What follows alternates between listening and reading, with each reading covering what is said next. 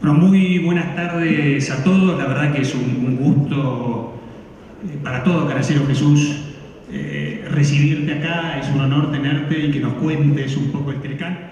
Yo creo que todos te conocen, pero bueno, como es costumbre voy a leer una breve reseña de quién sos y después enseguida empezamos. Para los que no lo conocen o los que no sabían, el doctor Jesús Seade es ingeniero químico de la UNAM, con doctorado en Economía de la Universidad de Oxford. Fue uno de los profesores más jóvenes de la Facultad de Economía de la Universidad de Warwick en el Reino Unido, hace muy poquitos años, ¿no? Desde el 2007 se trasladó al continente asiático, donde ha sido profesor emérito en la Universidad de Lingaman y académico de la Universidad de Hong Kong, donde actualmente es vicepresidente de Asuntos Globales. En materia de comercio exterior, fue embajador de México ante el Acuerdo General sobre Aranceles Aduaneros y Comercio, el GATT por sus siglas en inglés, que fue el antecesor de la OMC, y fue negociador en jefe y subdirector general de la Ronda de Uruguay, que ha sido considerada como el más grande esfuerzo por regular el comercio mundial en la historia de la humanidad. Se desempeñó como asesor principal en el Departamento de Asuntos Fiscales del Fondo Monetario Internacional y ha asesorado a medio centenar de países en materia fiscal. Y más recientemente fue designado como jefe negociador mexicano en el nuevo TEMEC, o en el viejo NAFTA, por el presidente electo Andrés Manuel López Obrador. Con esto, nuevamente, es un gusto enorme tenerte acá, es un honor, y la palabra es toda tuya, Jesús. Muchas gracias, Máximo. Amables palabras, amable invitación. Muchas gracias a todos los que están aquí con nosotros. Es un verdadero gusto. Le comentaba yo a Máximo que tengo 3 semanas buscando a mi jefe, que está muy ocupado, muchos viajes y eso, me urge hablar con López Obrador. Y hoy tenía la oportunidad de hablar con él en Guadalajara, donde iba, pero el costo era no estar aquí. Y dije, no tengo la menor duda que es lo que voy a hacer. Entonces aquí estoy con mucho gusto.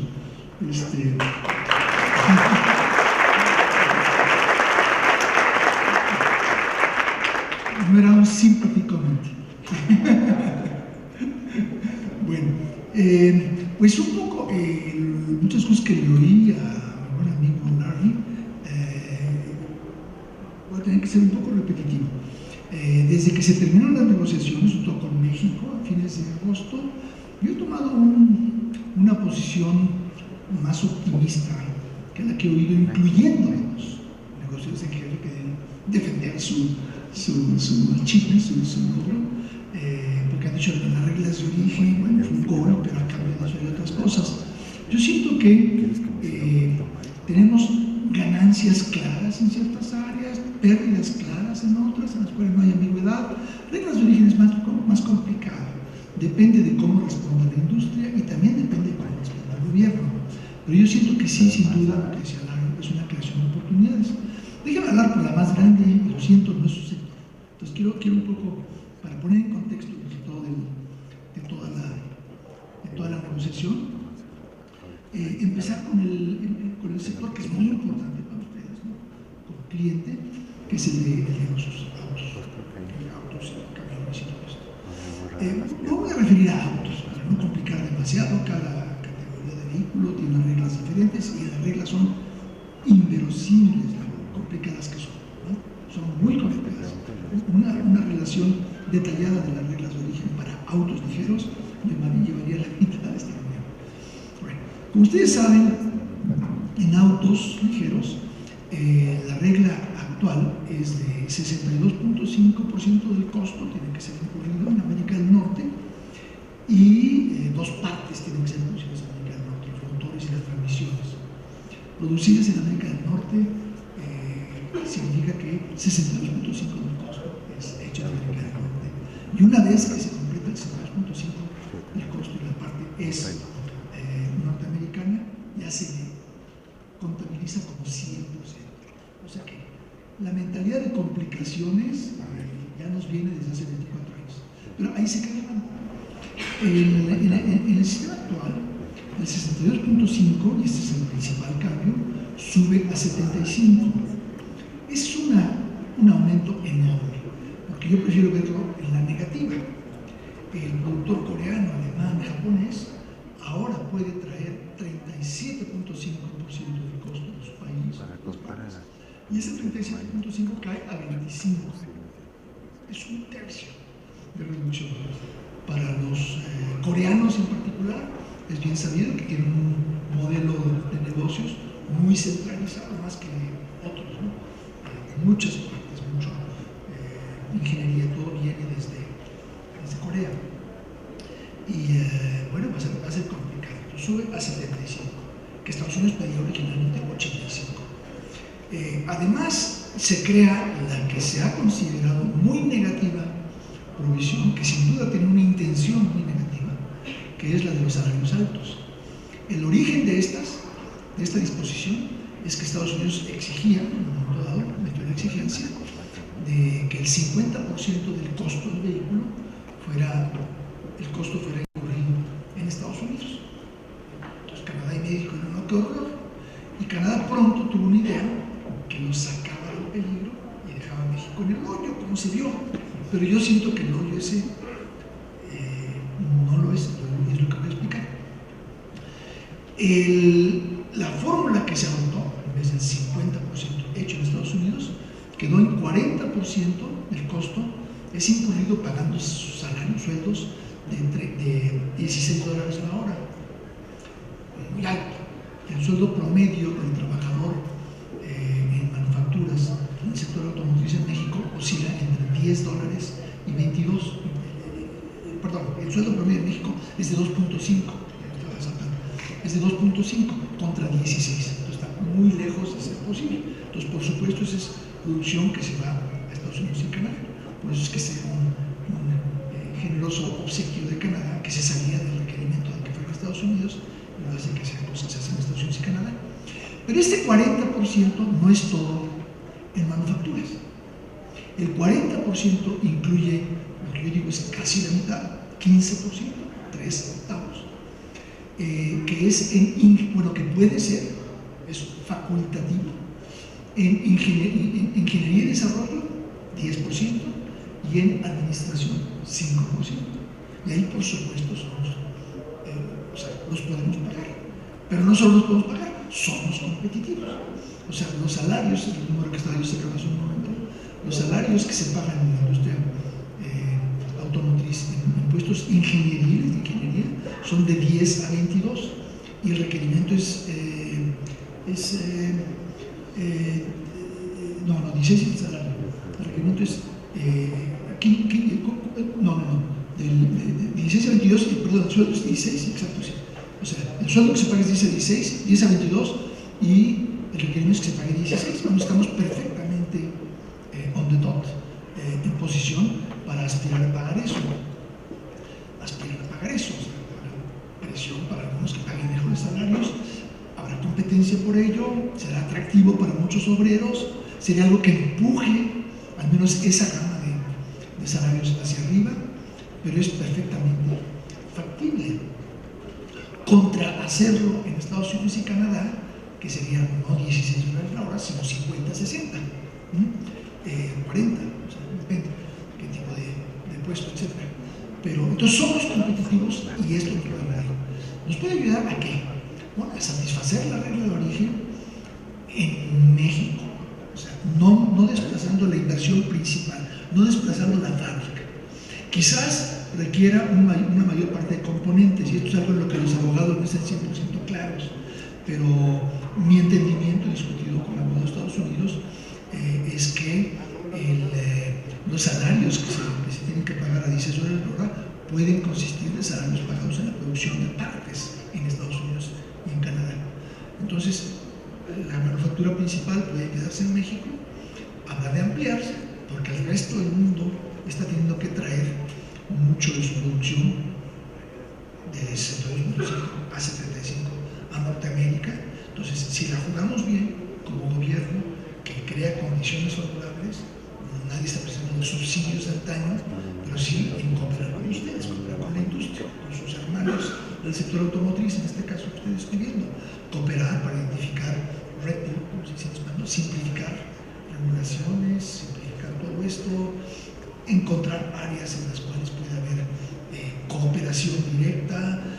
Por ejemplo, ingeniería e investigación es muy complicada. ustedes lo sabrán, porque hay mucho de ello en el sector acero.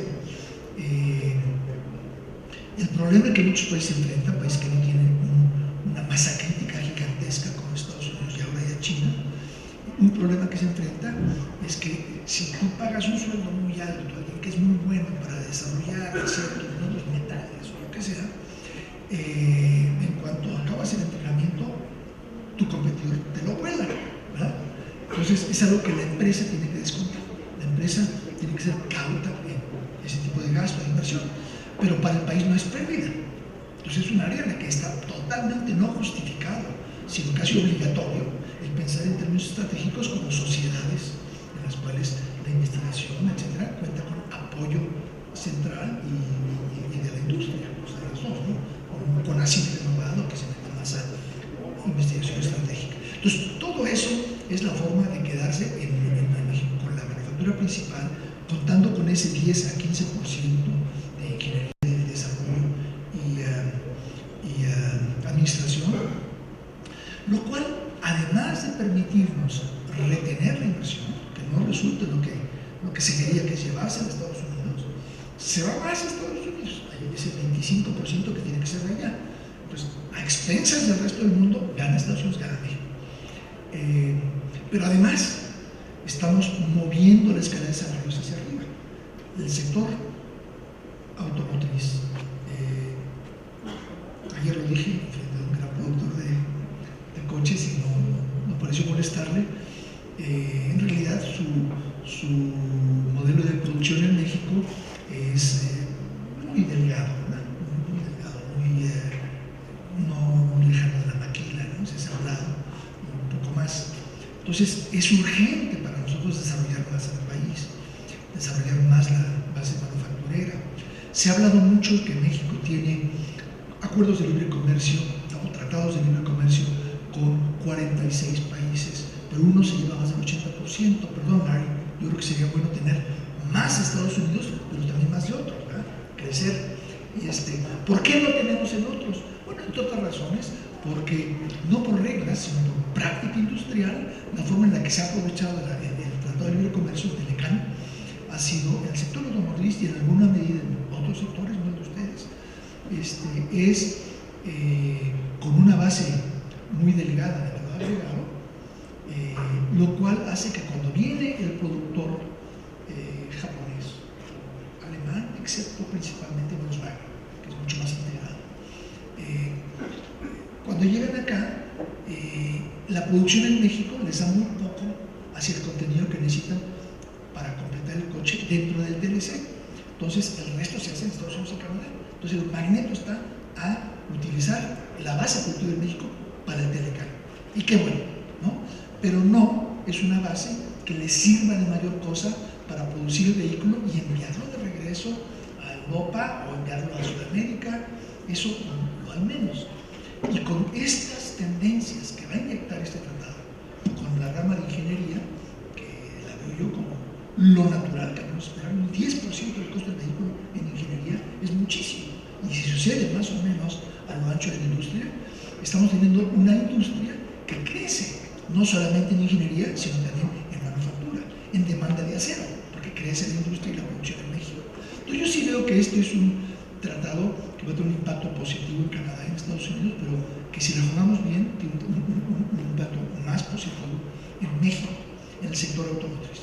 Ahora, pasando a otros sectores, bueno, primero hago algunos comentarios del acero, no voy a hacer una conferencia sobre el acero, pero el acero es, bueno, en primer lugar, es gran proveedor para la industria automotriz, que estoy viendo con ojos optimistas. Hay reglas adicionales en la industria automotriz, que el acero utilizado tiene que ser 70% local, o sea, todo es, bueno, puede ser de Estados Unidos, puede ser de Canadá, habrá que competir, pero claramente se creó un mayor espacio para tener esto. En otros sectores lo mismo, nada más textiles, entre lo que es industria es diferente, lo voy a comentar, pero en todos los sectores, ¿no? Productos químicos, vidrios, otro tipo de electrodomésticos, en todos el común denominador es que crecen las reglas de origen, se hace más difícil comprar componentes del resto del mundo. Se tiene que satisfacer todo aquí adentro. Entonces, las alternativas para muchos proveedores, para muchos vendedores, para muchas empresas en el resto del mundo va a ser, bueno, pues está más difícil vender con libre comercio a Estados Unidos, entonces le va a dar la espalda, ¿no? Y le vendo a Brasil, y le vendo a Australia. Pues no va a pasar, ¿verdad? Porque Estados Unidos es la economía más grande del mundo y está, por lo menos ahora, y en el futuro que podamos visualizar, muy próspera, es una economía grande y próspera. Entonces, esos productores del extranjero van a insistir en vender acá. Entonces, la competencia no va a ser menor, pero sí se crea un margen de confort para el productor mexicano en una región norteamericana que se hace un poco más cerrada, un poco más proteccionista. Yo soy enemigo acérrimo del proteccionismo. ¿Por qué? Porque pienso en mi país, ¿no? Hacemos abstracción de que existe el Telecán, el TEMEC. Supongan que tenemos un país aislado, como lo teníamos antes, comercialmente. Proteccionismo quiere decir que haces más difícil al exportador, al extranjero, a otros países, competir en México. El productor nacional se puede hacer más perezoso y cambias eficiencia por protección. O sea, compras en México lo que se produce menos bien que en Brasil, Alemania o China, porque el comercio te da una ventaja. Eso es el proteccionismo. Compras lo ineficiente, entonces te haces ineficiente. Pero en esta situación yo no veo que eso vaya a suceder. Por el dinamismo y el tamaño de Estados Unidos, nosotros tenemos la oportunidad de vender más. Tenemos una protección comercial atacada con toda energía por los competidores de todo el mundo. Habrá que ser competitivo, pero tenemos un margen para vender mejor a nivel comercial. Y también para atraer inversión, que se salte esa muralla que se llama el origen y se debe aumentar la inversión en cualquier sector manufacturero. Entonces, todo eso a mí me hace concluir que, en general, en los sectores manufactureros, todo depende de respuestas. No es algo que yo pueda afirmar, esto es favorable, porque puede no aprovecharse, pero crea oportunidades muy atractivas en las cuales yo sí veo que aumenta la inversión en México y aumenta la exportación de México a Estados Unidos a través de los productores. Textiles es diferente, no es su sector, ni es un gran cliente, supongo. Bueno, las agujas, ¿no? Son de acero muy especializado, pero son chiquitas, ¿no? Pero además para decir, como interés cultural, en textiles sí se da un paso atrás, porque desde el Telecán se crea una regla extremadamente dura en textiles, que para vender este traje o esta camisa en Estados Unidos, la tela tiene que ser hecha en México y el hilo tiene que ser en México, o sea, está audito, ¿no? Y ahora todo eso pocos años después de crear el Telecán, productores mexicanos de corbatas bonitas como Escapino y cosas así, algunos productos, dijeron, oye, yo no tengo seda, no hay seda en Norteamérica, no hace sentido proteger la seda porque no hay seda, entonces, déjanos importar y que cumpla el origen. Entonces se establecieron ciertos convenios complementarios al Telecán que ahora se han endurecido. Entonces textiles sí es una área en la que se aprieta. Un área en la que se aprieta. Otra área en la que tenemos resultados, pues no necesariamente muy afortunados, costosos, es en propiedad intelectual. Propiedad intelectual hay dos en particular. De nuevo, no su interés, pero yo creo que es interés hablar un poco de todo. Hay dos sectores, dos resultados. Uno es en biomedicamentos, que está muy reciente, desde unos 10 años, y que no tenía reglas. Se le crearon reglas. La protección que se les ha dado en el TPP es de 5 años más posible extensión de 3. O sea, 5 más 3. Entonces todo el mundo pensaba que aquí, pues ya cediendo, podríamos estar consolidando el 5 más 3, que son 8, ¿no? Entonces que fuera 8. Pero quedó en 10. Tuvo muy fuerte la presión, no la pudo resistir.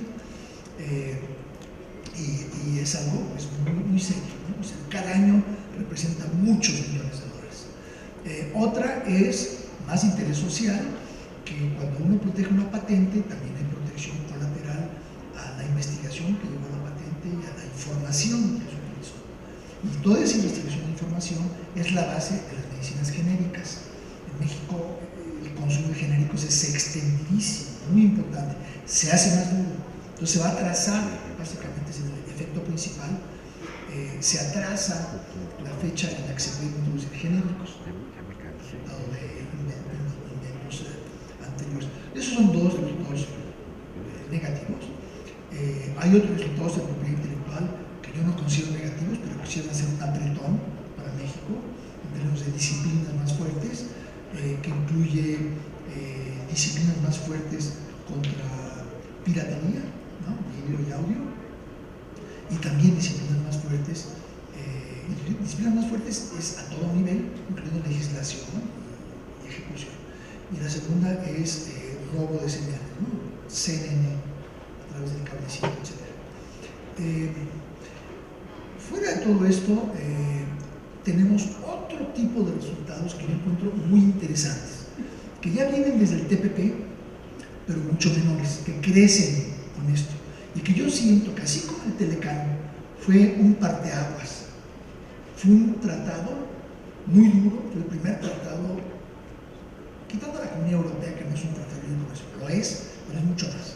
Quitando a los europeos, el Telecán fue el primer verdadero contrato, así como los contratos que ustedes firman con sus proveedores o clientes, un contrato que no dejas nada gris o al arbitrio del juicio, ¿no? Que así sea tu primo, pero las reglas claras, ¿no? Y buenas, bardas claras hacen buenos vecinos, que son contratos precisos. El Telecán, eso es lo que buscó ser. Y se hizo un tratado totalmente que incluyó la geometría global de los tratados de libre comercio. De todo siguió siendo muchos patrones. Y en particular, el Telecán inventó, yo no sabía si lo había inventado, porque hubo como 4 o 5 acuerdos, todos de Estados Unidos, con otros países, que más o menos al mismo tiempo introdujeron el ISDS, o sea, solución de diferencias entre inversionista y Estado, ¿no? Que en su sector no se da, porque son, bueno, se puede dar, pero es más de sectores con relaciones económicas con el Estado, ¿no? Como energéticos, por ejemplo. Entonces se creó el ISDS, allá, y hoy en día hay más de 3.000 tratados alrededor del mundo que incluyen ISDS. Tratados de libre comercio, 300. 3.000 quiere decir que hay cantidad de otro tipo de tratados que incluyen ISDS, de protección, de doble tributación, todo tipo de cosas. Entonces se hizo una industria derivada del Telecán. Yo estoy seguro que lo que estamos viendo aquí, como decía, con un prefacio en el TPP, pero muy acentuado en este tratado, es lo que tiene que ser el tratado cada vez más como un dominante del futuro, que es tratados con un alto contenido social. Ya no nos quedamos nada más en los pesos y los centavos y de empresa, sino entrar en temas colaterales que hacen fundamental su inclusión para la estabilidad de nuestras sociedades. Acuérdense del 1% de Nueva York, o sea, todas las presiones sociales que estamos teniendo, ¿no? ¿Y a qué me estoy refiriendo? ¿No? Tenemos 5 áreas con resultados muy importantes que forman todo un bloque que me parece sorprendente. Como decía, 3 de ellos ya están un poco acá en TPP, pero en esos 3 se profundizan los resultados y se meten otros. Estoy hablando de capítulo anticorrupción, que va a ser más difícil para el Estado y sobre todo más difícil para las empresas pensar que es una forma de hacer negocios, ¿no? Porque ya se crea un interés directo en el mercado. Capítulo laboral. Todos han dicho que en el área de negociaciones comerciales el gobierno del presidente Peña Nieto y el gobierno del presidente electo López Obrador lo hicieron muy bien porque hemos trabajado juntos, ¿verdad? ¿No? Mucha continuidad. Pues yo encuentro casi tanta continuidad, igualmente notable, la continuidad en el sector laboral. Ahí no ha habido la compaginación de personajes, pero sí de resultados, porque la reforma constitucional de hace unos cuantos años va totalmente en la dirección de lo que quiere Morena, de lo que va a entrar en este nuevo gobierno, y no era porque dijeran hay que hacerlo porque viene Morena, no, fue el sabor del día, yo qué sé, políticamente Fue lo que se hizo y tenemos un capítulo laboral bastante fuerte que algunos de ustedes van a sentir, bueno, hay mucho que ajustarse, y pues sí, para la empresa es algo que, pero es simplemente introducir el concepto de derechos laborales, derechos individuales laborales, incluyendo derechos que en ningún tratado anterior han sido incluidos y aquí están incluyendo, que son derechos consagrados en la OIT. Y después hay un anexo sobre el lado sindical, ¿no? De acabar con el sindicato charro. Entonces, segundo, anticorrupción, laboral, medio ambiente, un poco lo mismo. Tuvimos laboral y medio ambiente en el Telecán, pero eran side letters, cartas laterales, no cartas de amor, buena intención. Ahora son obligaciones por las cuales se puede tomar solución de diferencias. En esos dos terrenos, por cierto, lo que más pienso yo, lo que va a ser el 80% de lo que puede haber de acción en resolución de diferencias, no va a ser tanto que una empresa cometió una imprudencia, ¿no? de contaminar para ganar ventaja competitiva y que el competidor la frena, no tanto eso. Yo creo que va a ser más bien disputas contra patrones de comportamiento inadecuado por parte del gobierno. Ahí está la atención, el foco es patrones de comportamiento, que se meta verdaderamente la legislación que debe y las instituciones que se debe para andar por esos caminos. Cuarto es pymes. Es impresionante, en cualquier sector, químicos, no sé, eléctricos, cualquier sector. Ustedes, yo tengo información así muy detallada por un curso que he dado en el pasado de Estados Unidos. ¿Cuántas empresas hay involucradas en el sector en Estados Unidos? 37.500. ¿Cuántas de ellas exportan? Es una minoría bastante notable, muy pocos. La gloria, el beneficio que es el comercio internacional, la exportación, no llega a las empresas medianas y pequeñas. No porque nadie se lo cierre, sino porque para exportar tienes que hacer prospección, tienes que hacer costeo, tienes que hacer viajes, cosas que para sus empresas, pues, obvio, hay que hacerlo, ¿no? Cotidiano, pero para las empresas pequeñas es mucho más complicado. Entonces se crea toda una serie de disposiciones facultativas para apoyar a las pequeñas y medianas empresas en su ejercicio de participar en el comercio, ¿no? Apoyos de ese lado, no en la producción, no subsidios, pero sí apoyos en el lado logístico, organizacional, una serie de cosas. Y finalmente, una que salió aproximadamente 2 horas 45 antes de la medianoche, en la que Canadá y Estados Unidos tenían que anunciar ese acuerdo, un mes después que el nuestro, por ahí de las 8 de la noche de ese domingo, nos enteramos que ya habían llegado a un acuerdo, más o menos las líneas generales, y era que Canadá había hecho concesiones importantes en lácteos, que era súper importante para ambos países, Estados Unidos y Canadá, y a cambio de ello Canadá había conservado capítulo 19, que nos interesaba porque no peleábamos tanto, y la excepción cultural de Canadá. Entonces se consumó una excepción cultural bastante fea, en la cual México y Estados Unidos, si Canadá toma una excepción cultural, podemos unilateralmente tomar medidas. Eso no me gusta nada, esa es la excepción cultural que sacó Canadá. Pero cuando supimos de estos resultados y que había una excepción cultural para Canadá, yo ya había anunciado desde un mes y medio antes a mis compañeros negociadores y a Estados Unidos que si había excepción cultural para Canadá, nosotros sin duda íbamos a exigir una, porque es impensable que Canadá tenga excepción cultural y el gobierno de López Obrador, con Morena en el poder, no tenga algo para las comunidades culturales minoritarias, o sea, particulares regionales. Entonces fue un griterío horrible a las 10 de la noche, pero sacamos un capítulo muy decente sobre todo se concentra en protección de la diversidad cultural. Otra área que avanza mucho, aunque es totalmente etérea, difícil de apreciar más que por los negociadores, los expertos, es solución de controversias, que le ayuda mucho a ustedes y a cualquiera, ¿no? Solución de controversias, ustedes son competidores de peso completo contra los Estados Unidos, o sea, yo creo que para ustedes no es tan relevante, pero pero en general, bueno, yo creo que sí, o sea, con lo que tenemos de la 232, etc. La 232 es cosa aparte. Pero todo lo que es solución de controversias, por mi experiencia, y ciertamente en México, Estados Unidos, es de mayor valor y de mayor interés para el país pequeño. El tener un sistema de reglas ambiguas y de malas disciplinas para imponer correcciones es de interés del unilateral. La verdad, pues Estados Unidos tiene la mano pesada frecuentemente, no siempre, con sus familias son muy nobles, pero sí, comercialmente es una relación siempre complicada. Tener un sistema fuerte de solución de controversias es muy importante. Y el sistema de solución de controversias, sobre todo el troncal, que es el artículo 20, Estado-Estado, se mejoró mucho en cantidad de ambigüedades que había, imprecisiones, definiciones o ambigüedades en los plazos, en los tiempos.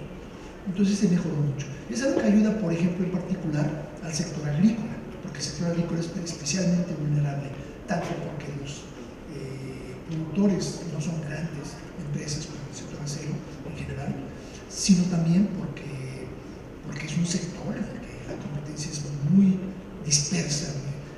La solución de controversias, las malas disposiciones nos han costado mucho a nuestros agricultores.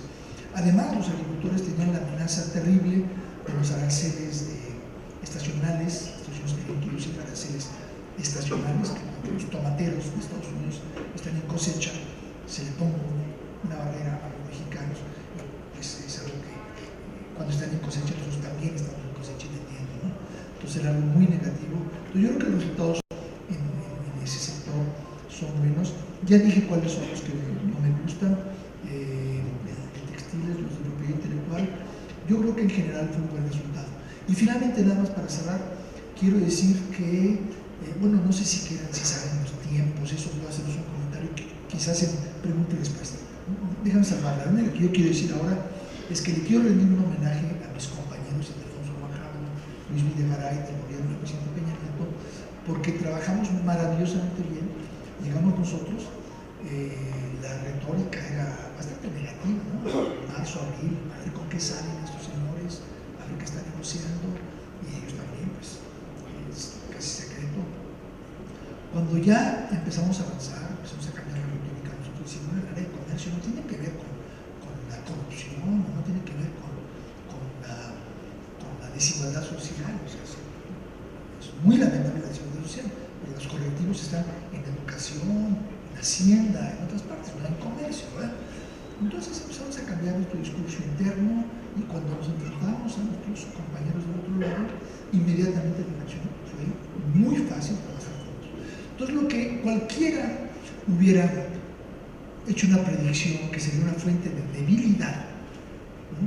Tienes un gobierno unitario, con un líder muy fuerte, que es el presidente Trump, y un ministro responsable de negociaciones comerciales, Bob Lighthizer, que es muy fuerte, muy honesto, me encanta el señor, honesto, inteligentísimo, pero muy fuerte, durísimo, ¿no? Entonces tienes eso contra un lado mexicano, que llega con un gobierno débil porque ya va de salida, otro gobierno más débil porque todavía no entra, el potencial de opiniones encontradas, que yo quiero esto, no, etc.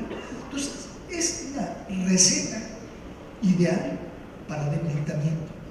Y lo que hicimos fue convertirlo en una fuente total de fuerza, porque estábamos tan unidos como Estados Unidos cuando venían las cuestiones principales, que era la defensa de México, pero con la ventaja adicional que no tenía dos bandos, ¿no? De pronto, esto no va a volar con AMLO, o esto no va a volar con Peña Nieto. Entonces, convertimos la flaqueza en fuerza y estamos muy satisfechos en general. No es un Telecán 2.0, pero ciertamente no es un Telecán 0.5, como han dicho algunos economistas en la prensa. Yo no diría que es un Telecán 1.2. Y también se ha discutido mucho, si quiero lo discuto, aquí un papelito, que si es acuerdo, que si es tratado. No hay la menor duda que es un tratado, porque en la ley nacional de este país, un tratado es soberanía exclusiva del Estado y los acuerdos son para dependencias subalternas. Entonces, la Secretaría del Deporte o la CONACYT pueden establecer acuerdos, Y lo que hemos aquí firmado es un tratado. Dejo pendientes discutir un poco, por ejemplo, lo del sunset, cómo va a operar la fórmula a la que se llegó y otras cuestiones, pero de momento te agradezco mucho. Jesús. Sí.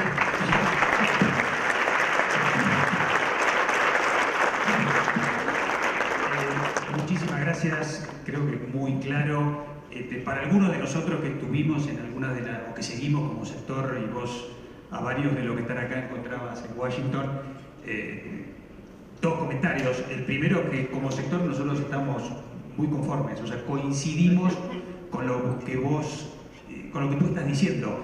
Creemos que es un buen acuerdo, creemos que se han logrado cosas, que sí, hay cosas negativas, pero hay muchas positivas, y creemos para el sector que va a ser positivo. Esto de tener algunas reglas de origen más duras, el hecho de que no fuerce, porque no es un forzo, pero que sí tenga que tener un contenido regional más amplio, creo que a nosotros nos va a dar oportunidades. Creo que, como decía Larry un rato antes de que tú llegaras, esta pelea también que tiene Estados Unidos con China, a nosotros como México nos da también una oportunidad que dentro de este tratado podamos todavía aumentar más, con lo cual creo que nosotros estamos contentos y te queremos felicitar por lo que lograron. En algún momento temimos que no iba a haber tratado como sector y siguiendo, y creo que han hecho, como vos decías, entre Ildefonso, Luis de Garay y tu persona, un trabajo extraordinario, así que como sector realmente felicitamos. Vamos a ir a...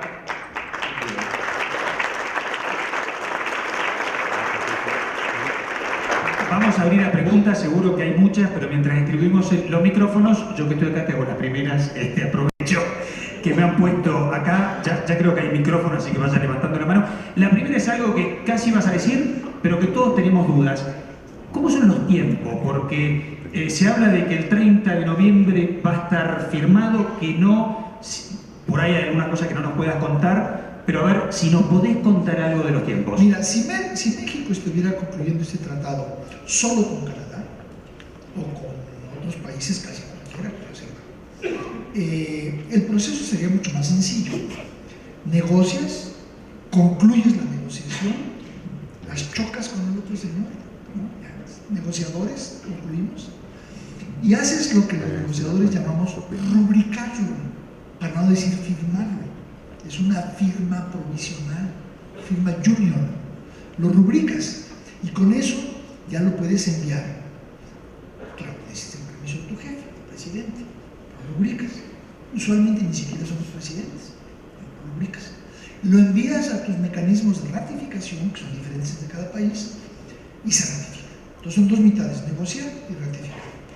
Estados Unidos tiene la peculiaridad de que la autoridad de negociar no reside en el Ejecutivo. En todos los países, incluyendo Estados Unidos y México, la autoridad de elaborar leyes reside en el legislativo, ¿verdad? Variantes. Estados Unidos las dos cámaras, en México, en este terreno es el Senado, no es el legislativo. Pero la capacidad de negociar es del Ejecutivo. En cambio, en Estados Unidos no.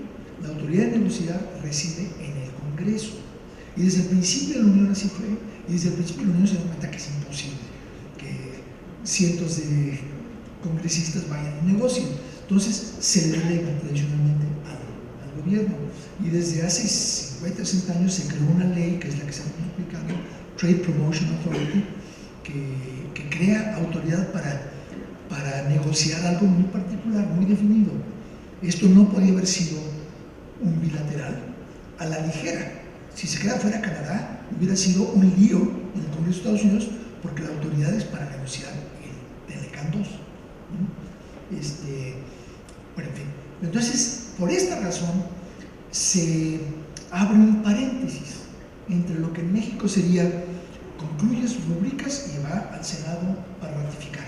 En Estados Unidos, concluyes, no rubricas. Tienes 90 días en los cuales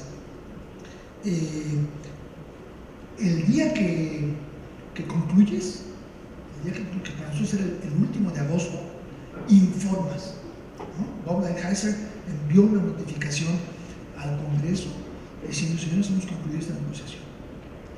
Entonces, el propósito de los siguientes 90 días es para que el Congreso quede satisfecho que se negoció lo que se autorizó a negociar. Eso es lo que es. Todavía no ratifica. Entonces, a los 30 días se tienen que publicar los textos. A los 30 días de aquel primer día que se notifica. A los 30 días se publican los textos. A los 60 días se define la legislación que se tiene que introducir para aplicar los textos, ¿no? La legislación que lo va a aplicar, porque no se ratifica el tratado como tal, sino la legislación necesaria para ponerlo en práctica. Y a los 90 días, si todo eso marchó bien, se autoriza al gobierno a publicar o a firmar, que es de lo que tanto hablamos. Entonces, el último de noviembre es cuando los gobiernos de nuestros países van a firmar, porque Estados Unidos tiene esa necesidad de 90 días. Nosotros, pues ahorita el Senado no está haciendo nada en particular, se están enterando, conociéndolo, va a haber un foro público, o sea, cosas así. Mientras que cuando se les entregue el texto, ya va a ser negocio mucho más concentrado y serio. Entonces, eso es lo que va a pasar. Ahora, lo que dijo este senador, que no se va a ratificar este año, pues nadie se imaginó que pueda ser posible. O sea, se firma o se publica a fin de noviembre, se está previendo que sea el 29 de noviembre, y es impensable que se haga en 2 o 3 semanas, ¿verdad? Eso es lo que dijo. Va a tomar tiempo, y ya que estoy en esto, pues yo diría, Larry podrá dar su opinión, me encantaría mucho oírla. Yo siento, bueno, es muy probable que los republicanos pierdan como mínimo una de las 2 cámaras. Te anticipo que Larry dijo que no. Ah, que no. Le dijo que iba a ganar la Cámara. Bueno, ok. Pero no puede decir otra cosa, ¿no? Vamos a suponer que esté mal Larry, o sea, puede ser. No, concedo que. Yo creo que Larry dijo eso, pero no creo que apueste su mano derecha. A eso no. No, ¿verdad? Bueno, entonces, si gana, si pierden los republicanos el Congreso, van a llegar los demócratas, que son tradicionalmente mucho menos amigos de los tratados de libre comercio, y además van a poder darle un palo, van a tener la tentación de darle un palo al único trofeo de negociación internacional que tiene el presidente Trump, porque se ha peleado con quién, se ha peleado con Europa, con China, con Japón, con Corea, con Brasil, con Canadá, con México, se salió del acuerdo nuclear, se salió de la Corte Internacional de Derechos Humanos, el Acuerdo de París, o sea, cantidad de cosas. Entonces, eso está bien para su clientela, ¿no? Sus votadores, porque quieren un presidente fuerte, pero yo lo llevo diciendo desde hace mucho, ya se acumuló demasiado. Necesito un trofeo. Y este es un trofeo. Ya ves cómo está contento anunciándolo, ¿no? Entonces, los demócratas van a tener la tentación de negárselo, de quitárselo, de manchárselo. Pero por otro lado, el sector empresarial, sus contrapartes en Estados Unidos, ha estado creciendo en apoyo. O quizás siempre lo tuvieron, pero se han hecho más explícitos, más organizados, más fuertes. Y no solo las grandes empresas, las pequeñas empresas, las cámaras empresariales, los grupos representantes de consumidores, o sea, todo lo que es la sociedad y sus representantes no electos, bueno, sí electos, como tú fuiste electo, supongo, pero por otros mecanismos, no los políticos, le van a crear un incentivo muy fuerte, yo creo, a los congresistas de las 2 cámaras a pelear y decir eso está horrible, y al final esto sale. Yo no tengo la menor que sale. Si llegara a no salir, ¿qué va a pasar? Si llegara a no salir, porque no hay ratificación en Estados Unidos, a mí no me inquieta demasiado, porque en realidad el tratado no es tan diferente del Telecán, y ahí tenemos el Telecán. Ya aprendimos mucho, se podrán hacer negociaciones específicas sobre ciertos temas, mejoras, pero si esto se cae, tenemos el Telecán. Antes de esta negociación, el presidente Trump amenazaba con salirse. Salirse es muy penoso, porque hay quienes dicen que necesita permiso del Congreso. Y otra vez el mismo debate del Congreso. Hay quienes dicen que no necesita permiso del Congreso. Entonces, ¿cómo se resuelve? Pues a lo mejor se la juega con los que dicen que no necesita permiso del Congreso, y entonces entras en litigio. Y después Congreso. O sea, es algo muy indeseable para el cuerpo político de Estados Unidos. Entonces, por eso es que no quiso esa ruta. Ahora, México ha enfrentado la invitación a negociar de forma muy abierta y honorable. Yo no veo que, aunque el presidente Trump quisiera salirse, que no creo que sea el caso, aunque quisiera salirse, no lo veo tomando el liderazgo para tratar de salirse porque se cayó este tratado. Entonces, si este se cae, tenemos el TELECAN. Entonces, yo creo que no estaría más o menos tranquilos en cuanto a que hay un acuerdo importante, la ausencia del cual sería no regresar al TELECAN, no, sino crisis financiera, ¿verdad? Eso ya no está ahí. Muy claro. Segunda de mis preguntas antes de pasar al público. No es un tema del TEMEC, o no fue, pero claramente la 232 es algo que afecta muchísimo al sector siderúrgico. Te anticipo algo que también dijo Larry, que fue que él esperaba que después de las elecciones legislativas, corregime Larry si estoy equivocado, pero después de las elecciones legislativas, él pensaba que se iba a eliminar a México de la 232, o sea que la 232 iba a seguir vigente, pero no contra México. Pero sin duda es un tema que a nosotros nos preocupa. Hay una diferencia, bueno, la conocéis muy bien, un diferencial enorme. Estados Unidos compite con nosotros como siderúrgica y siempre competimos. Además, Estados Unidos es superavitario en acero, o sea, ellos exportan más a México de lo que nosotros exportamos, pero sin embargo ahora estamos con una desventaja enorme. Entonces, tus comentarios y qué podemos esperar, digamos, ¿no? Sobre todo, porque ya palo está dado, como dicen, la 232 está, pero indudablemente, más allá de que no nos imposibilite o que no vayamos a hacer, no vaya a ser esto una causa para cancelar cualquier TEMEC, sino qué hacemos a futuro, porque esta es una distorsión que tenemos que corregir de alguna manera, ¿no? Sí, bueno, es algo que no es parte, no podía ser parte de las negociaciones, o sea, no es algo que resuelvas en el tratado, porque no es una medida comercial, aunque le parezca, pero no es una medida comercial, es una medida de defensa nacional. Y lo más curioso es que el único que está actuando dentro de la ley es Estados Unidos, y los que hemos tomado represalias, estamos actuando fuera de la ley, porque ellos están tomando una base legal, ¿no? Tomará a un panel comercial juzgar el caso, hacerse de evidencia de defensa a generales, a la Corte Comercial, que digan, no, esto no hacía falta, o no sé qué mecanismo, es algo que me horroriza todo esto, pero una vez decidido el caso, entonces ya el que está en falta es Estados Unidos, ¿no? Es una cosa totalmente política, es un error, o sea, yo sí estaría lanzando el mismo una carga, una acusación en la OMC, pero por presión política, no porque me guste mucho el prospecto de ver cómo se resuelve eso, porque es un tema de defensa. Hace 2 años Estados Unidos soltó armas maravillosas en Corea del Sur para defenderlos de las amenazas peores de Corea del Norte. Y yo estaba en China, ¿no? En Hong Kong. Y ¿China qué podía hacer? O sea, para China era algo muy complicado, porque eso que echa para abajo cualquier misil que venga de Corea del Norte, pues también echa para abajo cualquier defensa que pueda venir de China. Entonces puedes atacar y muerto de la risa un poco, ¿no? Casi. Entonces es algo que China estaba muy preocupado. Entonces se pusieron como locos.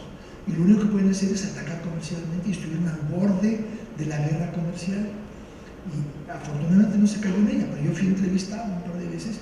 Bueno, la única defensa que tendrá China para sus medidas comerciales es seguridad nacional, que nunca se ha usado, salvo en guerra, en Irak, en Afganistán. Entonces, es algo que no sabemos para dónde va a salir, pero sin duda tiene que ser algo que se resuelve políticamente y que requiere una posición muy firme del lado mexicano. Yo hubiera querido que esto se concluyera con las negociaciones, no después, cuando tienes más capital, más leverage. Y ahora nuestro único leverage que nos queda es la firma. Concuerdo con Larry que ojalá que se resuelva tras las elecciones y que ya no pasa mayores, se resuelve, México queda fuera. Pero de no ser así, yo creo que nuestro único instrumento es la firma, ¿no? Y si llegaran a firmarse ese día, no es el fin del mundo, porque se puede firmar en el mes siguiente, ¿verdad? Pero la gente pensaba que no, que no era mucha crisis porque no va a querer firmar. Yo creo que ante una cosa así yo no estaría tan seguro.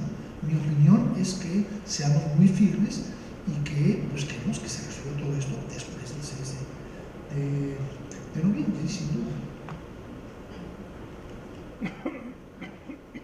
Buenas tardes, doctor. En el pasado se ha mencionado ahí por varios sectores del interés de firmar un tratado de libre comercio con China, aumentando una serie de ventajas. Nosotros vemos a China más que una economía que nos complemente, una economía con la que estamos compitiendo, sobre todo en el sector manufacturero. Basada en su experiencia, sobre todo que vivió bien hace una buena cantidad de años, ¿qué ventajas o desventajas encuentra ahí en buscar ahí un tratado con China? Bueno, es imposible porque ya se acordó esto. Voy a aclarar primero. Lo que dice ese artículo es que si alguien quiere empezar a negociar, debe informar a los otros países miembros 90 días antes. Y ellos se pueden salir. No es prohibición de negociar, se pueden salir. Entonces yo creo que si de aquí a 5 años queremos negociar con China, pues habrá que negociar todo con Estados Unidos. Y es una regla muy rara. Yo creo que sí habrá margen, conforme se cree confianza y se estreche más la relación. No excluyo yo que en los próximos 5 o 10 años pueda suceder. Ahora, vamos a suponer que no existe esta cláusula. ¿Qué vería yo que queremos con China? Bueno, China, como no lo sabe nadie, también como los aceleros, es un país dificilísimo para negociar con ellos. Entre otras porque el productor de acero, por ejemplo, tiene insumos subsidiados. Y si corriges el subsidio, el que le vende insumos que ya no están subsidiados, tiene insumos subsidiados, todo está así controlado, bueno, control intervenido, mejor dicho, por el Estado. Es muy complicado competir con ellos. Un acuerdo de libre comercio, pero por otro lado nosotros estamos ya muy abiertos a China, muy abiertos, y China no, mucho menos. Entonces, si llegáramos a hacer la audacia, que no estoy recomendando, pero nomás hipotetizando hacia el futuro, a tener la audacia de negociar un acuerdo con libre comercio, pues, en primer lugar, el que más se abre es China, no nosotros. Nosotros estamos mucho más abiertos. Y en segundo lugar, ante su complejidad de intervención y eso, una relación bien estructurada con un mecanismo privado fuerte de solución de controversias podría ser un excelente mecanismo para poner en cintura a China, para mejorar la relación, las disciplinas. Entonces yo no creo que sea algo que es absurdo simplemente porque ellos tienen sus intervenciones estatales. Esa es una razón para sí tener una relación con estructuras, con organizaciones, con intereses comerciales que perderían si hay una disputa o lo que sea, etc. Claro que hay que hacerlo con muchísimo cuidado. Finalmente, el principal atractivo que yo veo en acercarse a China en este momento, bueno, son dos. Uno es tenemos que venderles más, ¿no? O sea, ellos nos venden todos nosotros no. Entonces, por ahí se da de qué esfuerzo pueden hacer y hacerlos. Pero a mí lo que me parece que es más interesante es que tiene una montaña de reservas que les digo, estando allá, muy amigo personal del vice chairman del fondo de inversión del gobierno chino, o sea, con más dinero que sabemos contar, y que no han sabido cómo gastar, porque son muy cautos, porque no tienen mucha voluntad de ir para afuera. La inversión china en el resto del mundo ha sido en recursos naturales, porque necesitan el litio o necesitan el carbón, y en mercados finales, o sea, producen un tal producto para Estados Unidos. Pero no han empezado a hacer lo que tienen que hacer en los últimos 10 años, que es producir como produce Toyota, o como producen tantos, Arcelor, o lo que sea, que producen para exportar a muchas direcciones, ¿verdad? Muchos de ustedes también. Eso no lo ha empezado a hacer China. Producir para crear hubs, centros desde los cuales se exportan, no lo ha empezado a hacer. Y me parece inimaginable que no sea algo que tiene que hacer con forma madura, como economía rica y próspera. Y segundo, tampoco ha empezado a producir para abaratar su cadena productiva, excepto con sus vecinos. Tiene mucha producción en Vietnam, en Bangladesh, que va de regreso a China para abaratar, pero no lo ha empezado a hacer como lo hacen los franceses o los coreanos o los japoneses o Estados Unidos en todas partes del mundo. Entonces yo creo que hay muchísimo potencial para inversión china. Está todo el dinero del mundo allá y pues deberíamos buscar atraer inversión china en nuestros términos o en algo negociado que no sea que vienen ellos y el empleo es chino y una serie de cosas, ¿no? No es fácil. Yo creo que sí una relación más estrecha con China es deseable. Ahora, todo esto sería sobre todo posible sin un acuerdo de libre comercio. Un acuerdo de libre comercio no me parece deseable, no me parece oportuno, no habría público en México, no nos conocemos lo suficiente para irnos por allá, pero sí crear mecanismos de creación gradual de confianza. Sin un acuerdo de libre comercio podemos crear mecanismos serios de consulta, de ayudarles a ustedes en cualquier disputa que haya, mecanismos de consulta, mecanismos de protección a la inversión. Tenemos un tratado que es muy anticuado, hacer más fuerte. Yo creo que debemos desarrollar esa relación. Doctor, buenas tardes. Además de la 232 en acero, se habla de una 232 para autos. La primera pregunta es si lo que le tocó ahora en la negociación, en la relación con Lighthizer, lo ve como un escenario factible que pueda pasar, y si lo ve, si esas side letters que se comentaron, que se firmaron junto con el tratado, son lo suficientemente robustas para que le permitan al mercado automotriz mexicano no perder esa competitividad. Sí, se ha hablado mucho de que el sector automotriz entró en un sistema de cuotas, y la respuesta primera que usted no está preguntando, pero como telón, es que no hay cuotas. O sea, si se satisface la regla origen dura esta que se creó, hay comercio libre. Pero desde que yo estaba empezando a hablar con empresarios de la industria automotriz allá por mayo, alguno me dijo, no nos interesa todo esto, podemos vender con el arancel de nación más favorecida, que es de 2.5 en autos ligeros, y ya, ¿no? ¿Qué me importa? Bueno, pues Lighthizer entendió lo que tenía que hacer y entró la amenaza y la investigación de la 232, que no nada más los aceleros, ¿por qué? También los automotrices, ¿no? Lo cual le pega a ustedes por los lados, porque es un cliente importante, ¿no? Sí. Pero entonces a lo que se llegó es a que los que cumplen la regla de origen fuerte tienen comercio libre. Los que deciden no cumplirla o mientras no la cumplan tienen el arancel 2.5 sin límite, pero no hay garantía que no les den pago, y hemos visto que las autoridades actuales, pues su deporte favorito es el béisbol, ¿no? Dan pago. Entonces, ¿cómo nos protegemos de ese pago? Entonces se creó un sistema muy complejo que dice que para las empresas actuales, o sea, los chinos, si quieren establecer automotriz aquí, no van a tener esa protección. Para las empresas actuales, sus exportaciones, más un 20%, más o menos una pendiente, pero más o menos pienso así, eso queda protegido. Puede exportar, siempre y cuando cumpla la regla de origen del canuno. Entonces, si cumple la regla de origen vieja, quedan protegidos hasta un cierto techo superior a la exportación actual. Y más allá de esa exportación, o productores que no están acá, pues no están protegidos en ninguna medida. Entonces, la automotriz sí es una realidad, pero México queda razonablemente cubierto. Y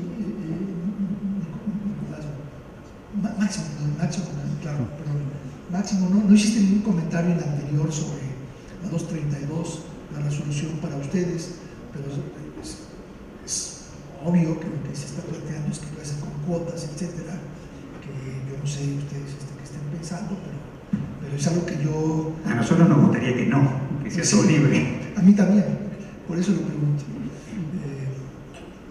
Pero sí hay que solucionar el tema, ¿no? Ayer en Guadalajara me preguntaban algo sobre la visión que tengo, ¿no?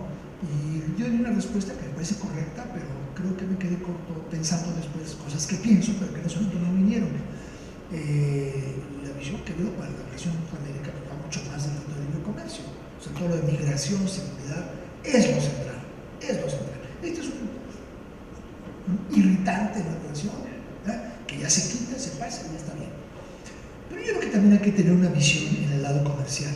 Y ahí la visión que tengo es que hay una verdadera integración más fuerte, que ya no estemos fuera de la región protegida en cosas como estas, ¿no? Que ya quede establecido, quizás por tratado, que en cualquier medida de este tipo,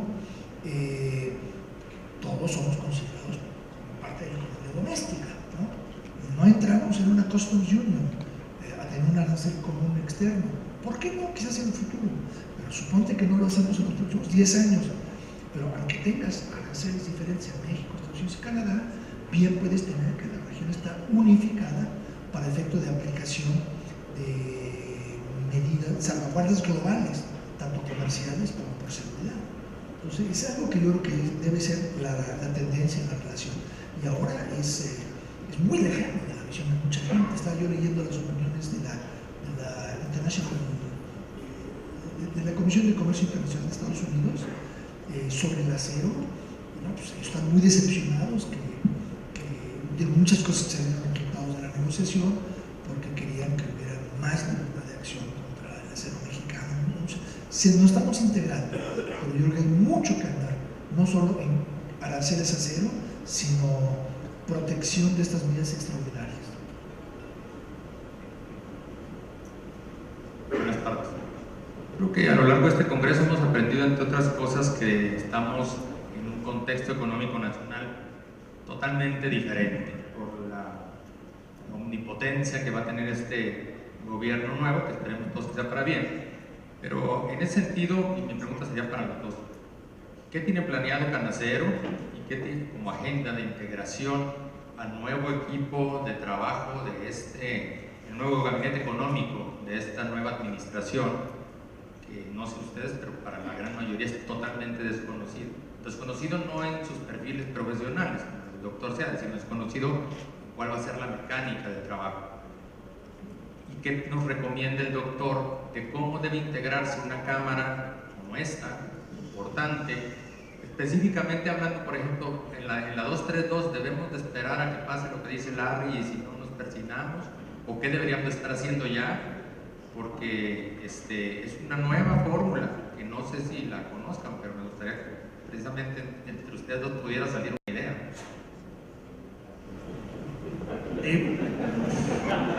Empiezo yo.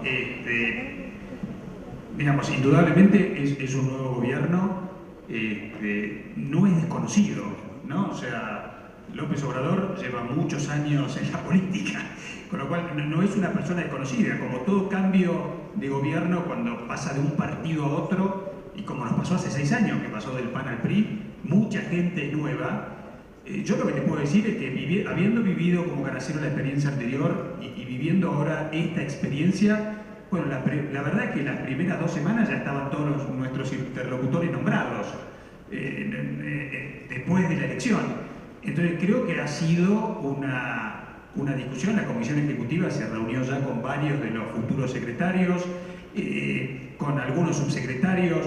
Creo que el avance de las discusiones y entender lo que la nueva administración está pensando va bastante fluido. Obviamente a partir del 1 de diciembre, cuando tome posiciones, que van a empezar a tomar acciones, no las pueden tomar antes. Pero creo que sí es hasta ahora un proceso bastante fluido. El hecho que Jesús esté acá, que Luisa María haya estado a la mañana, creo que, y hubo algún subsecretario o alguno de los futuros subsecretarios acá entre los oyentes de la conferencia de todos los CEOs de la industria. Creo que es una visión de que se está trabajando con ellos, como la Comisión Ejecutiva, para ver hacia dónde va, y hasta ahora te diría de una manera bastante ordenada y bastante conforme de nuestra parte. Pero le dejo la segunda parte a Jesús.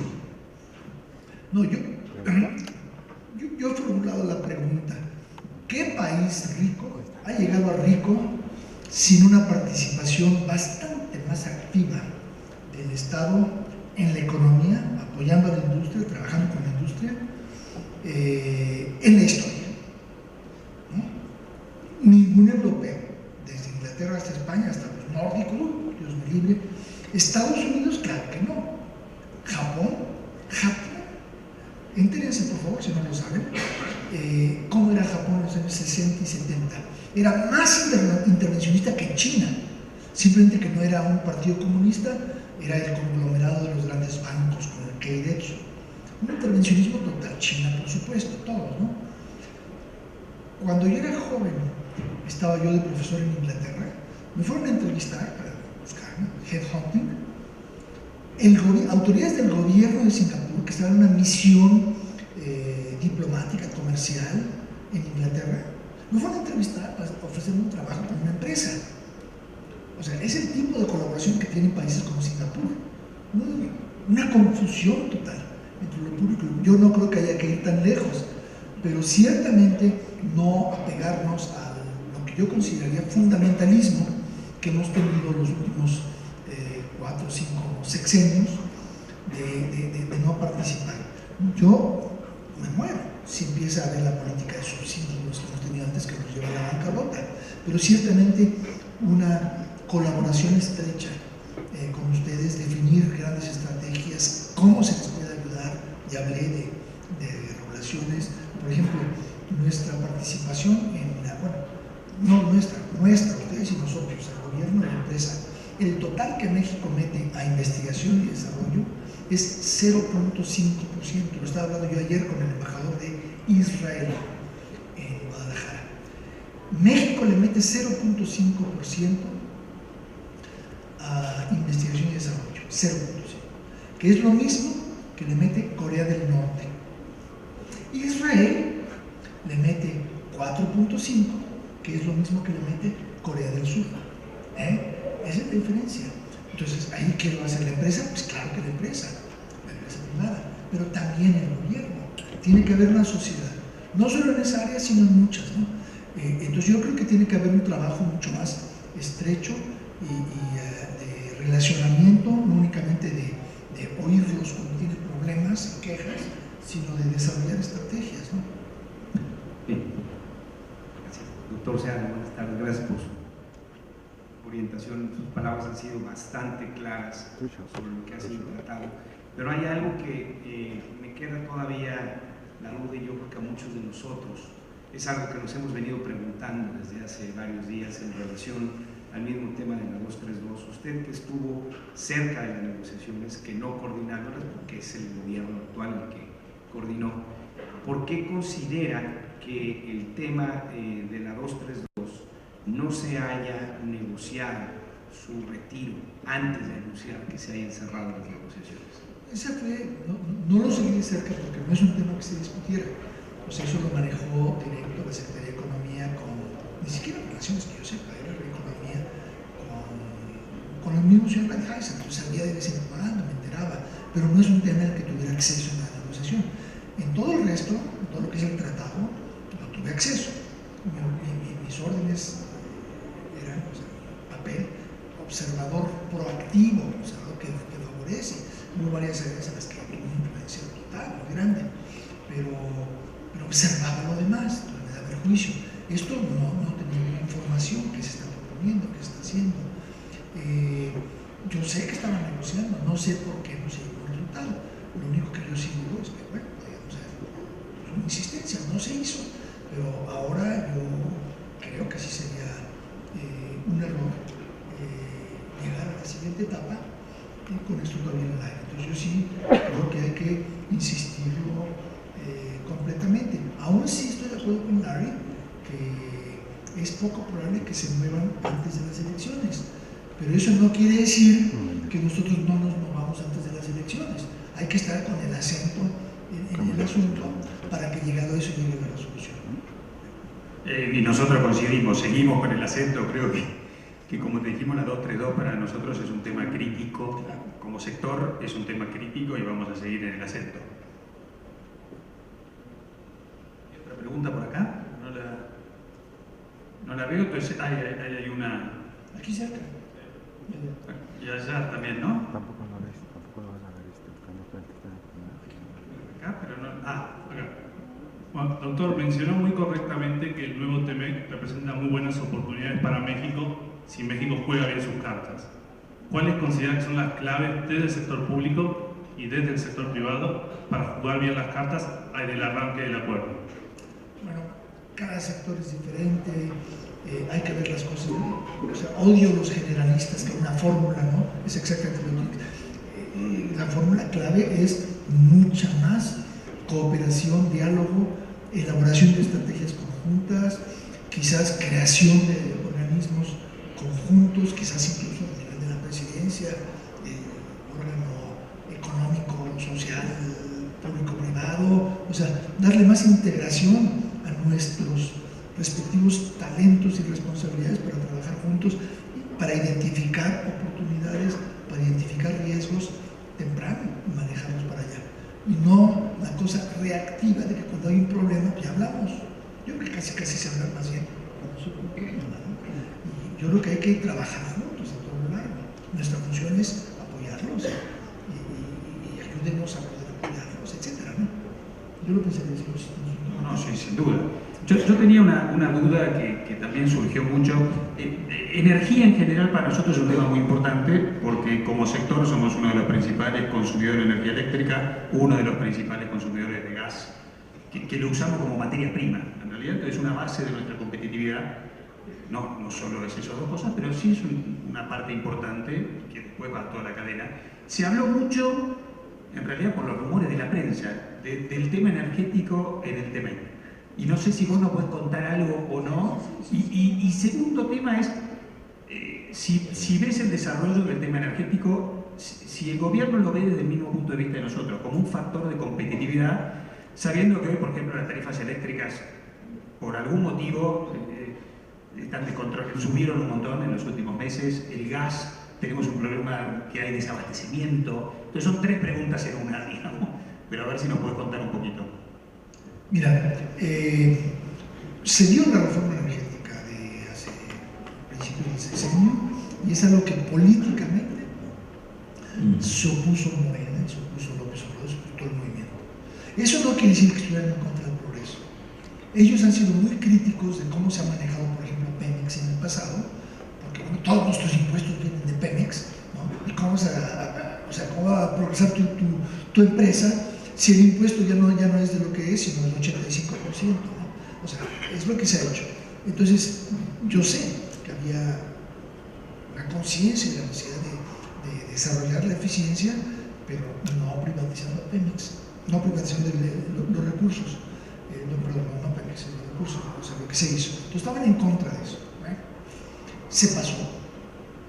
Si llega al momento actual reciente, estamos negociando, metidísimo, a las 2 o 3 semanas, quizás un poco más, a las 4 semanas de ya entrado en el proceso de los últimos 2 meses de negociación,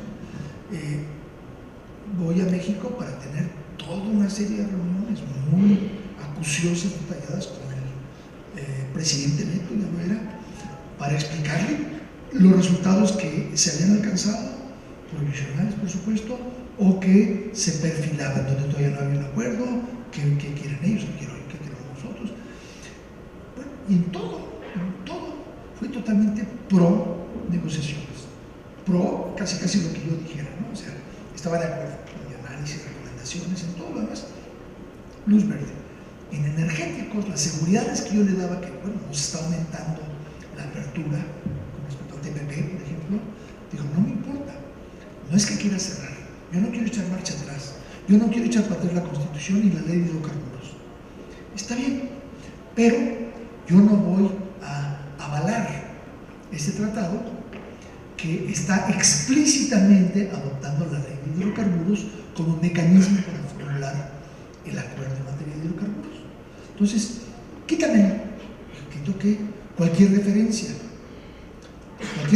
era el nombre, las 3 palabras, ley de hidrocarburos, quitarla, pero más importante, había habido una cantidad masiva, más de 25 páginas de cortar y pegar, ¿no?, de la ley, para reflejar nuestras defensas, lo que en la negociación se llama mecanismos disconformes. O sea, un tratado de libre comercio consta de 2 partes. Una es una frase que dice, tenemos libre comercio, y la otra son 500 páginas explicando dónde no hay libre comercio, ¿no? Las limitantes, ¿no?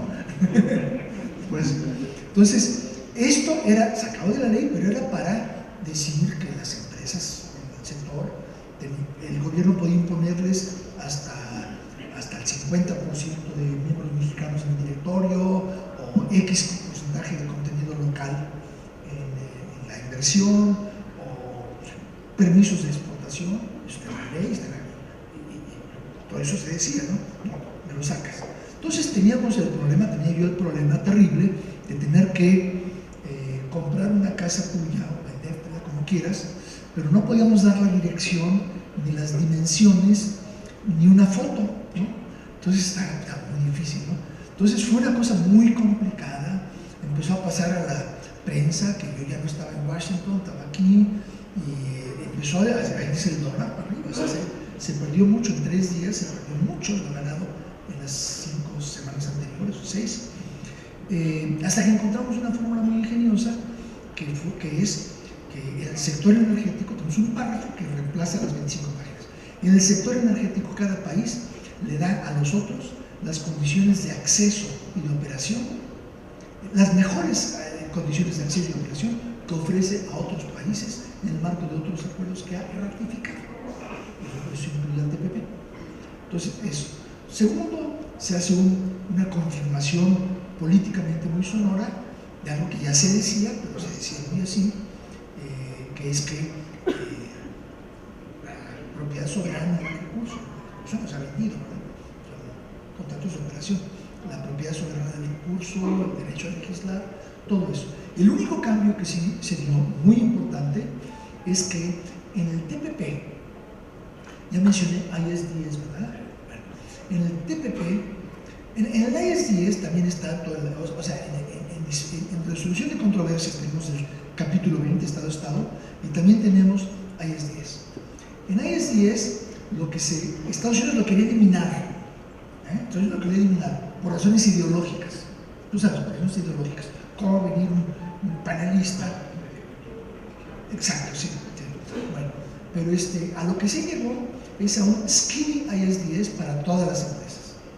O sea, para todas las empresas como las de ustedes, ¿no? Que están contigo, que si están allá, o empresas extranjeras que están acá. El skinny ISDS da protección arbitral en materia de expropiación directa,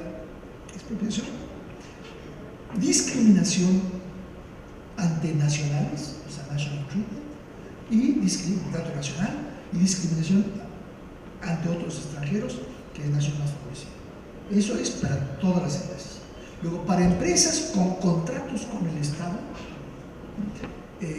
o sea, telecomunicaciones, infraestructura y energéticos, se conserva el ISDS para lo que se llama expropiación indirecta y varias cuestiones operativas.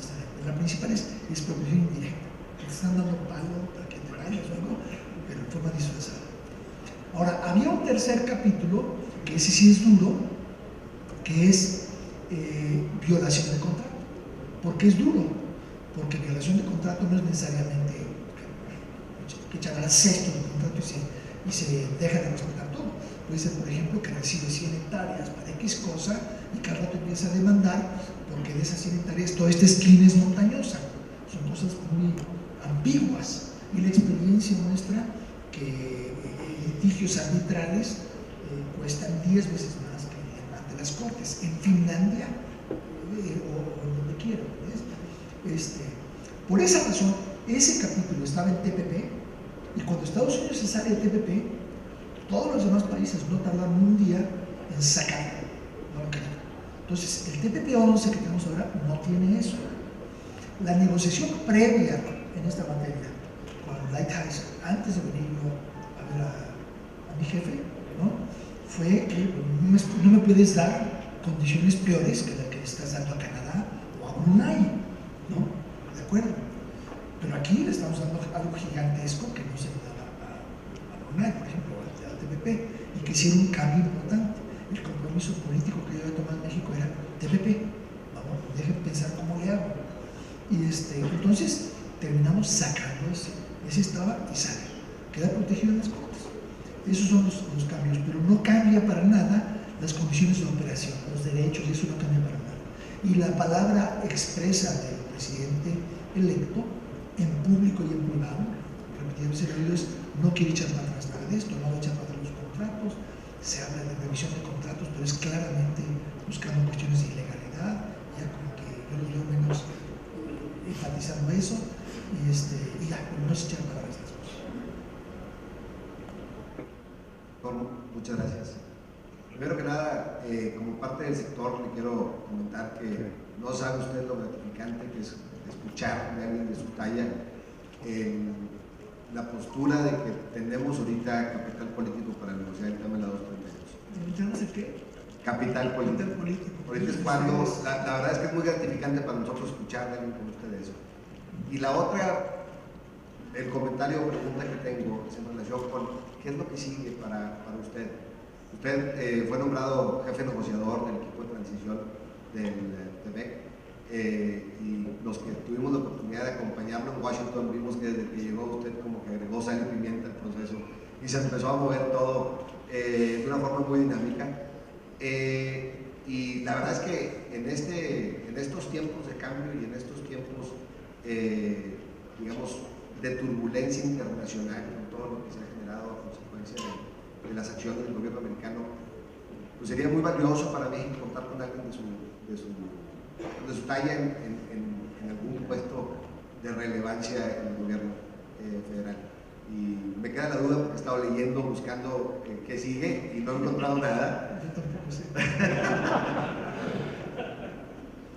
Voy a ser muy franco, desde que yo no conocía a López Obrador, no lo conocía. El que te diga que es muy necio y que no escucha, dile, para el puesto más expuesto de todos los momentos que hizo, porque él lo considero muy expuesto, porque me estaba lanzando a estar en el seno del equipo negociador del presidente Peña Nieto, aunque sea una bala perdida, que haga el ridículo ante Peña Nieto. Si no es alguien a cargo de cultura o agricultura, pues si no funciona, lo cambias o lo que sea. Pero quiera lanzarme a colaborar con el gobierno anterior, ¿no? La distancia política que ha habido. Y él lo hizo sin conocerlo, por recomendaciones. Él es un hombre que escucha. Desde que yo llegué y lo conocí, muy buena química, él me habló, sí, buena idea de irme al extranjero como embajador. Esto ha sido muy fascinante, me ha encantado, creo que ha estado bien. Entonces, ha habido discusiones con otras personas para ver si hacemos algo ahí de complementar el equipo económico en la presidencia, ¿no? Un puesto de asesoría muy bien estructurado, un asesor que puedes no hacerle caso, sino estructurado. No sabemos qué, pues sí, ¿no? Sí, no sabemos qué. Tengo cita con él en un par de días, creo, no sé, y ojalá que esté resuelto. Yo necesito la alternativa, es que me regreso al puesto que tenía muy bonito en China y siempre seguiré ayudando a mi país como puente para esa relación que es muy importante. Y de aquí a 2 o 3 años hay algún cambio o regresar. Pero muchas gracias por sus palabras. Doctor, digamos, esperemos que no se regrese a China y que ojalá... Make me an offer. Bueno, en lo que se pueda.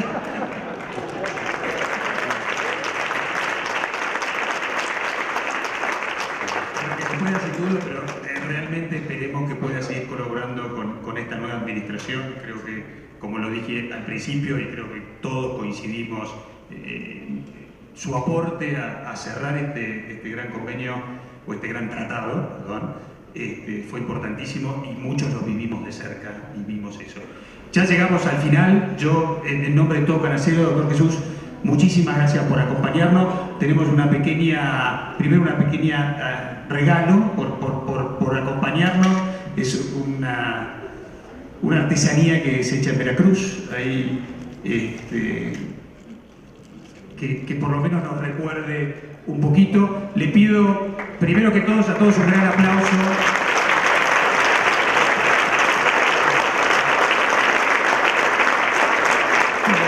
Muchísimas gracias, Jesús, por acompañarnos.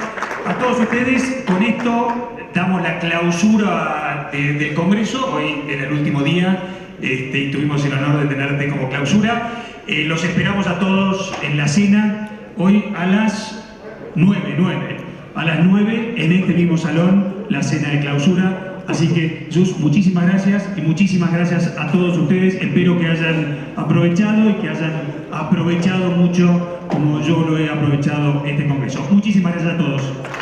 Muchas gracias a todos.